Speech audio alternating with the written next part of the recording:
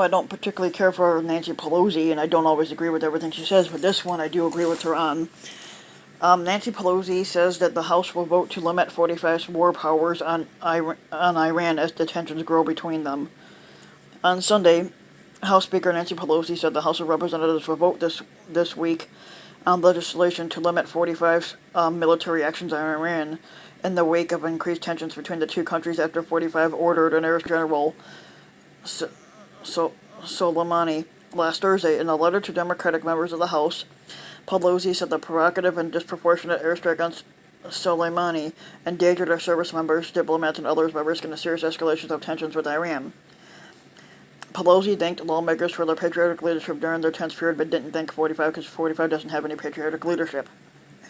The resolution, which Pelosi said will be introduced and voted on this week, will mandate that military hostilities with Iran cease within 30 days unless further congressional authorization like a declaration of war is taken. Senator Tim Kaine, who's a Democrat, has introduced a similar resolution in the Senate. Pelosi's promise to deliberate and vote on the war powers legislation comes as Congress returns from its holiday recess on Monday and could alter the politics around 45's impeachment.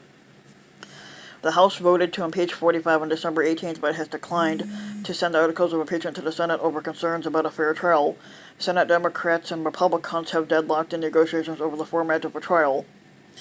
According to Pelosi, freshman Michigan Democratic Representative Alyssa Slotkin, who is from a swing district outside Detroit, is a former Department of Defense and CIA analyst. Slotkin has been critical of the 45 administration's actions in the Middle East, and in a series of tweets on Friday, she said that the Democratic and Republican administrations she served under made the calculation that targeting Soleimani posed too great a risk to American diplomats and servicemen and service members. The two administrations I worked for both determined that the ultimate ends didn't justify the means. The 45 administration has made a different calculation. The Iranian government has vowed to retaliate and avenge Soleimani's death and could do so in a number of ways.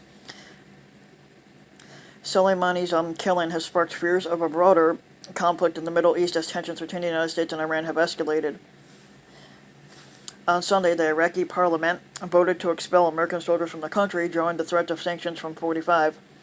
45 also reiterated his threat to target Iranian cultural sites if Iran takes military action against U.S. forces. Iran has also abandoned its remaining commitments to a nuclear deal between it and world powers that the United States left in May of 2018. So yeah, that's a good thing if they can get that passed.